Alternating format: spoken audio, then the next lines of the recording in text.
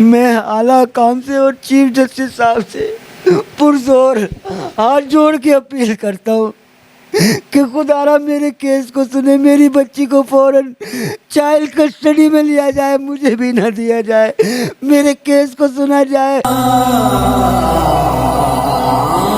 आप लोग खुद सुनते हैं। मेरी समझ में ये नहीं आता कि एक औरत को एक ही कोर्ट से, एक ही शहर से चार चार खुलाएं, वो भी एक तरफा खुलाएं, मेरी समझ से बाहर। आपकी बीवी ने, साबका बीवी ने कितनी शादियां की हैं? इस वक्त उसकी 5वीं शादी है।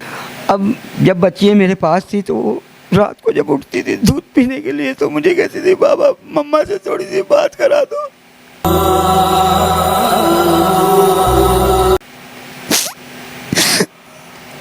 छठी पेशी पे जब बच्ची आई है, मेरे सामने बैठी है, ना मुझसे बात करने दी गई, ना मुझसे मिलवाया।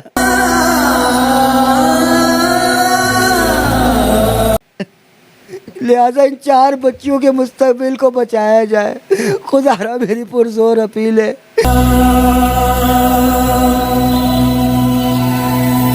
कि इन 4 मासूम जिंदगियों को बचाया जाए।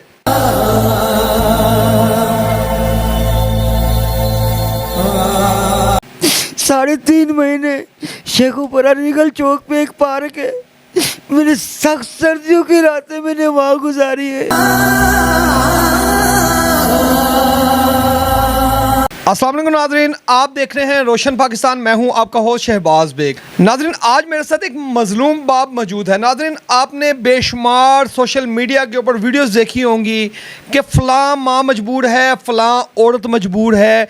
सबका सब सोशल मीडिया उस वक्त एक्टिव हो जाता है जब एक औरत पर बात आती है, लेकिन पिछले 5 साल से ये बाप अपनी बेटी से मिलना चाह रहा है, लेकिन ना तो कोई अदालत मिलवा सकी इसकी बेटी से इसको, ना कोई थाना कचहरी मिलवा सका इसकी बेटी से इसको, और ना ही कोई सोशल मीडिया। नाज़रीन, इनसे जानते हैं आखिरकार इनकी बेटी इनसे क्यों दूर हुई, क्या वजह बनी, तो इनसे बातचीत करते हैं। जी अस्सलाम वालेकुम। जी वालेकुम सलाम। आपका नाम? मेरा नाम रियाज अहमद। रियाज साहब, आप लाहौर में आए हैं सक्खर से, किस वजह से आए हैं आप? मैं पिछले 5 साल से धक्के खा रहा हूँ। कोर्टों के सक्खर अदालतों में भी गया, शेखुपुरा अदालतों में भी गया, पंचायतों में भी गया कि मेरी बेटी मुझे दे दी जाए, मुझसे मिलवा दी जाए।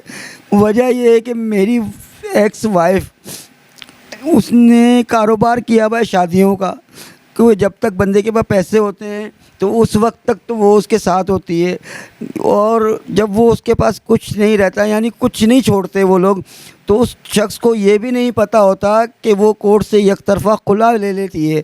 मेरी समझ में ये नहीं आता कि एक औरत को एक ही कोर्ट से, एक ही शहर से चार चार खुलाएं, वो भी एक तरफा खुलाएं, मेरी समझ से बाहर। आपकी बीवी ने, साबका बीवी ने कितनी शादियां की हैं? इस वक्त उसकी 5वीं शादी है।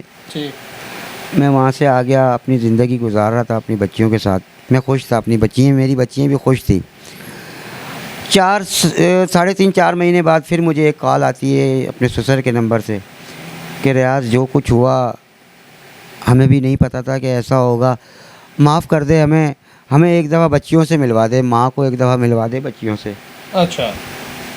आप जहाँ बोलोगे, फैसलाबाद बोलो, क्यों मेरे दोस्त फैसलाबाद में थे, गुजरांवाला में थे, लाहौर में थे, तुम किसी भी दोस्त के पास आ जाओ, हम आ जाएंगे बच्चियाँ लेने। अब जब बच्चियाँ मेरे पास थी तो वो रात को जब उठती थी दूध पीने के लिए तो मुझे कहती थी, बाबा मम्मा से थोड़ी सी बात करा दो। मुझसे नहीं बर्दाश्त हुआ, मैंने बोला ठीक है, जो तुमने किया कर लिया। मैं आप बच्चियाँ अपनी, मैं ना लाहौर लाऊँगा ना कहीं लाऊँगा, मैं आपको आपके घर पे ला के मिलवाऊँगा बच्चियाँ, क्योंकि मैं आसरा ढूंढ रहा था कि मैं किसी तरीके से अपने घर को आबाद कर सकूं। उस शख्स ने स्टेशन से उतरती सार मैंने रक्षा कराया, बच्चियों को वो ऊपर लेके गया, उसने मुझे अंदर नहीं दाखिल होने दिया।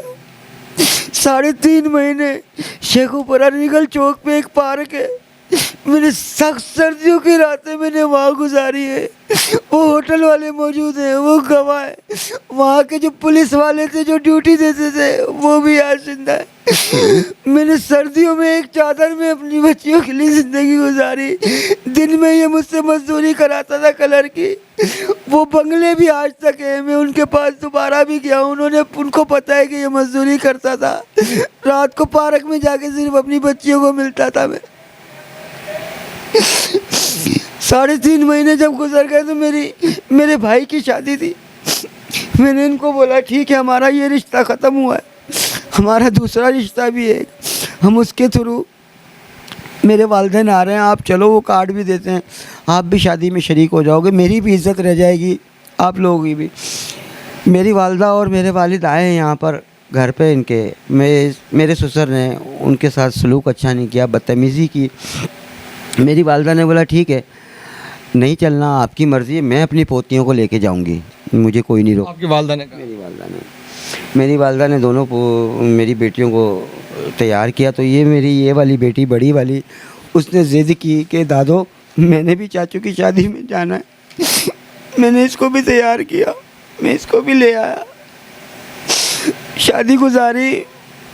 मैंने अपने जिगर के टुकड़ों की तरह इसको रखा हुआ था, फूलों की तरह। मैं अपनी बच्चियों को तरजीह नहीं देता था, मैं इसको तरजीह देता था बहुत ज़्यादा। क्यों कि पता नहीं अल्लाह ताला किस चीज़ में राज़ी है, किस में नहीं। इसने तो अपने बाप की शक्ल ही नहीं देखी।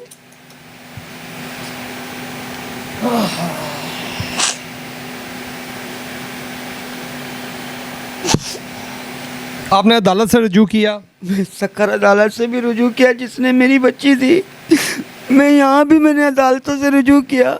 पिछले साल अगस्त में मैंने यहाँ मुकदमा 491 एडमिट कराई है। 5 पेशियों पे तो बच्ची को ज़ाहिर ही नहीं किया। 6ठी पेशी पे जब बच्ची आई है, मेरे सामने बैठी है, ना मुझसे बात करने दी गई, ना मुझसे मिलवाया। अल्लाह अकबर, अल्लाह अकबर। उल्टा मुझ पे कहते हैं कि जी खर्चा, जज साहब ने बोला आपको खर्चा 10,000 देना पड़ेगा। मिला मैडम 10 का, मैं 20,000 दूंगा, मेरी बच्ची मेरे पास तो आए। मैं बाप हूँ, मैं जिंदा हूँ, मैं कैसे ये गवारा कर लूँ कि मेरी बच्ची पराए मर्द के पास, उसकी परवरिश में। 5वीं शादी वो कर चुकी थी, ये रही उसकी 4थी खुला।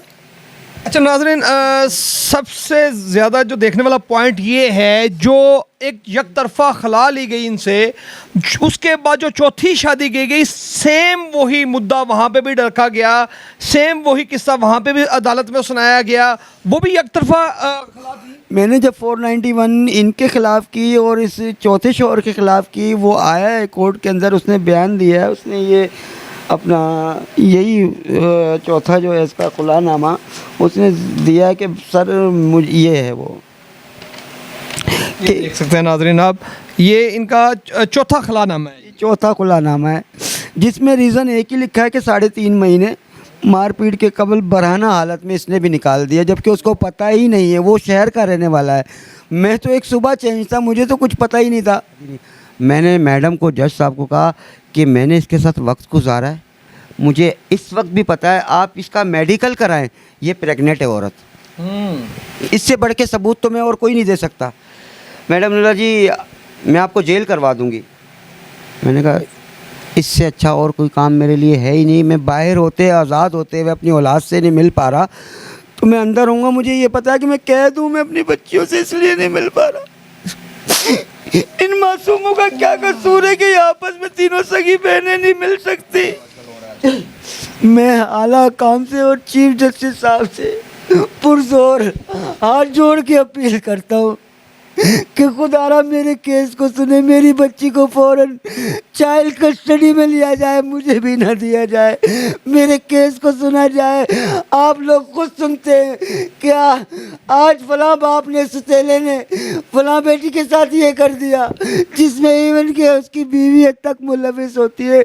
जो औरत अपनी इज्जत 5-5, 6-6 जगह नीलाम कर सकती है और अपने जिगर के लखते जिगर को, टुकड़ों को वो अलग अलग कर सकती है, क्या वो इसकी इज्जत की ज़ामिन होगी? मेरा इतना सवाल है आला काम से कि मेरी बच्ची को चाइल्ड कस्टडी में लेके मेरे केस को सुना जाए। अगर मेरी एक रत्ती बराबर भी गलती है तो मैं हर सज़ा भुगतने के लिए तैयार हूँ। जो कानून मुझे सज़ा देगा मैं वो भुगतने के लिए तैयार हूँ। लिहाजा इन 4 बच्चियों के मुस्तकबिल को बचाया जाए। खुदारा मेरी पुरजोर अपील है कि इन 4 मासूम जिंदगियों को बचाया जाए। नाजरीन सुनी आपने एक बेबस मज़लूम बाप की आवाज़। नाजरीन मेरे पास अल्फाज नहीं हैं, मेरे पास वो अल्फाज नहीं है जो इनके लिए मैं बयान कर सकूं। खुदारा आपसे एक रिक्वेस्ट है कि इस वीडियो को ज़्यादा से ज़्यादा शेयर करें ताकि ये वीडियो आला अहकाम तक पहुंच सके।